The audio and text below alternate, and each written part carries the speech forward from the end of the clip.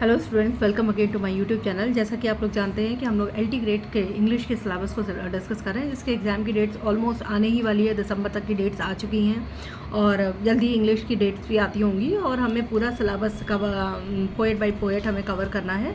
हम poet bye poet को cover कर रहे हैं। अभी तक हम लोगों ने 2 पोएम्स को डिस्कस कर लिया है, जिसमें से एक थी वर्ड्सवर्थ की टिंटन एबी और दूसरी थी पीबी शैली।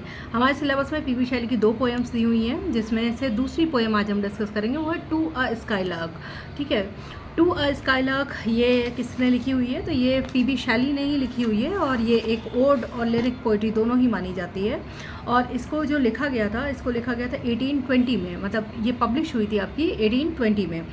इसमें जो पोएट हैं उन्होंने स्काईलार्क को ब्लाइथ स्प्रिट कह करके एड्रेस किया हुआ है। ये अक्सर पूछा जाता है, ठीक है, कि ब्लाइथ स्प्रिट यहाँ पे किसको कहा गया है? तो ब्लाइथ स्प्रिट उन्होंने स्काईलार्क को एड्रेस किया है।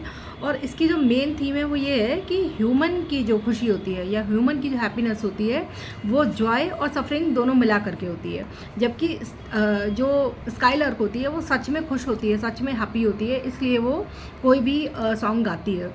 ठीक है, पोएट इसमें बताता है कि वो स्काईलार्क की आवाज़ को सुन तो सकता है लेकिन स्काईलार्क को देख नहीं पा रहा है। ये सिंबलाइज करता है कि ये पोएम एक तरीके से हिडन आपकी इंस्पिरेशन की तरह काम करती है for the people, for the human beings, कि उनको भी दिल से खुश रहना चाहिए और स्काईलार्क की तरह असली खुशी में जीना चाहिए। जबकि हम ह्यूमंस क्या करते हैं, पेन और जॉय दोनों चीज़ें हमारी साथ साथ चलती हैं।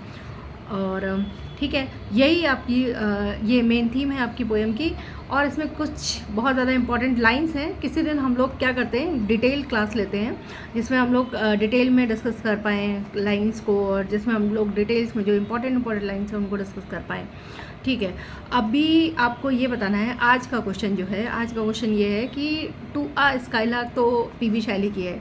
एक पोएम जो बहुत कंफ्यूज करती है वो है टू द स्काईलार्क, वो किसकी है और कब पब्लिश हुई थी? ठीक है, बहुत आसान सा आंसर है, आप सर्च करिएगा, पता चला कि यही क्वेश्चन में आ गया कि टू अ स्काईलार्क और टू द स्काईलार्क में राइटर आप कंफ्यूज हो गए। तो एग्ज़ाम का कोई पता नहीं होता कब क्या पूछ लिया जाए। तो all the best, thank you class.